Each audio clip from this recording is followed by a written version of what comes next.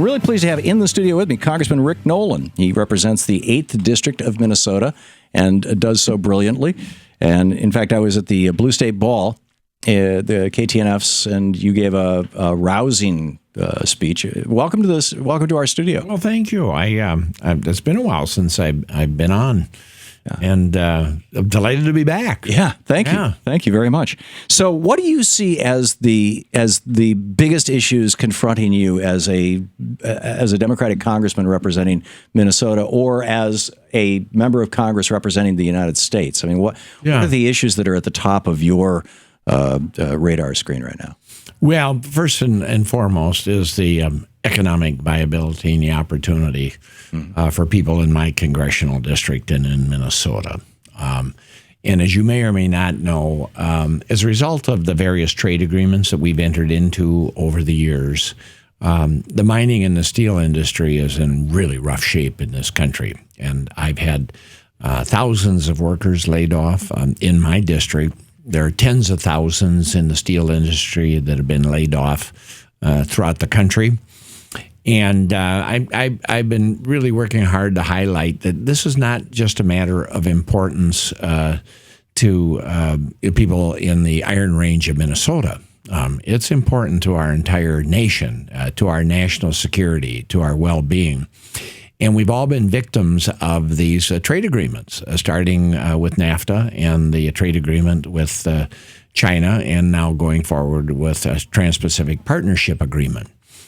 A recent national security study found that 13% of the nation's gross national product comes out of Lake Superior. And that gets into the Great Lakes and the St. Lawrence Seaway through a lock called the Sioux Narrows.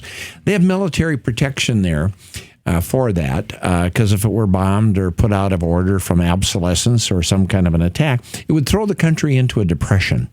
And most of that product that's coming out of Lake Superior, the bulk of it is iron ore that fuels the steel mills, fuels the steel industry.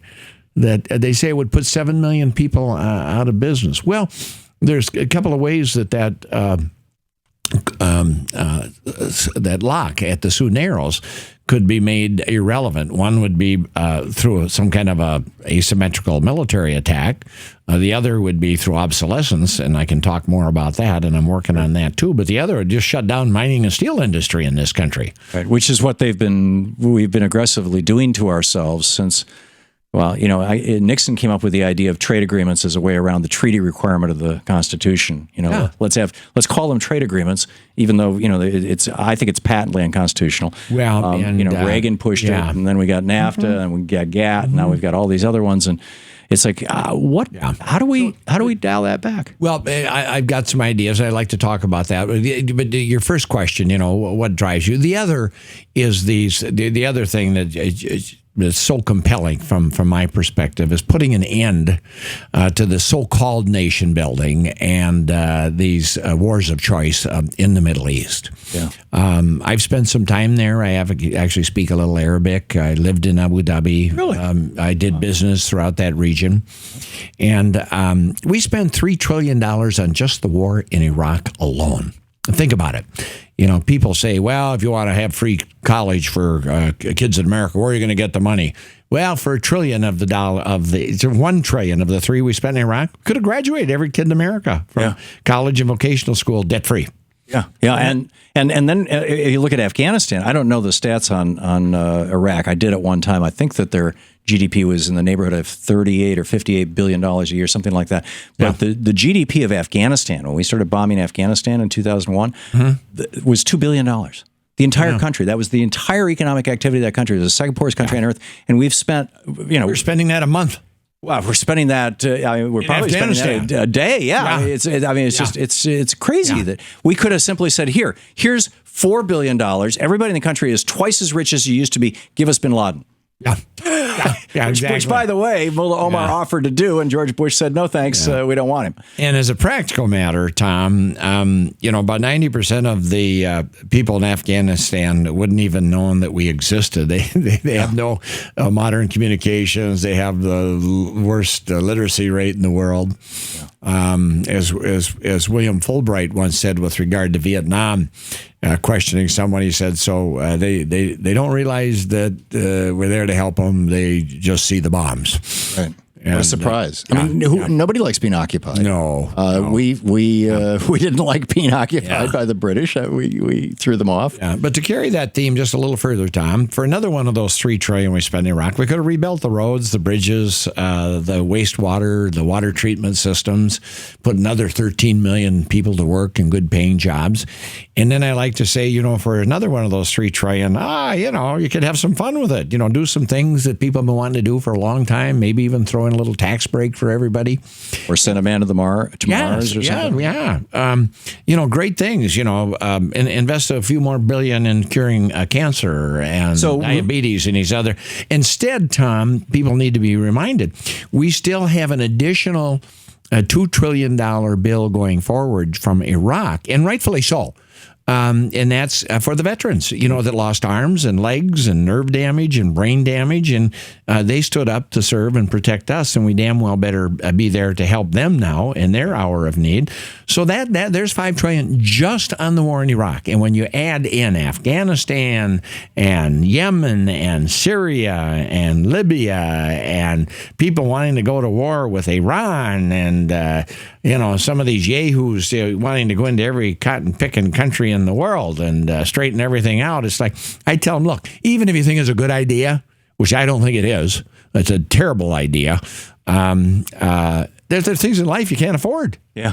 Yeah. And that's one of them. Well, you would think that, Charlie Wilson's war would have taught us something. I mean, even the popularization of that, the story isn't quite true to the facts, but it's damn close. I mean, you get the sense of it watching the movie. Well, I knew Charlie, and of course I read the book. Yeah, and that's a classic example of how misguided all this is. Mm-hmm. We were up there supplying the Mujahideen on the assumption that the enemy of our enemy is our friend. Well, guess what? They morphed into the Taliban and Al Qaeda. How's that working for you? We know Saddam Hussein had gas weapons. So we sold them to him. Yeah, we had the sales receipts. Exactly, Tom.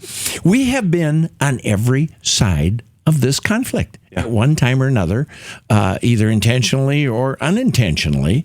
And, having lived there, nothing's ever as it appears in the Middle East. And we've been so naive. Most recently we spent, $1.2 billion, and we trained 5 rebels to go into the conflict and straighten it all out? Really? Yeah. $1.2 billion. Is it time to seriously reconsider all the privatization that's happened within our military? Oh, absolutely. I mean, it seems to me crazy that the Army Construction Corps has been replaced by private contractors. KP duty used to be, if the base gets overrun, you stop peeling potatoes, pick up your gun and shoot. Now, if the base gets overrun, some soldier has to protect the contractor. Oh, yeah. Protect who's getting paid 4 or 5 times what the guy in KP who's being paid $150,000 a year to peel potatoes. I mean, this is nuts. You can't make stuff like this up, Tom. It's so egregious. Yeah.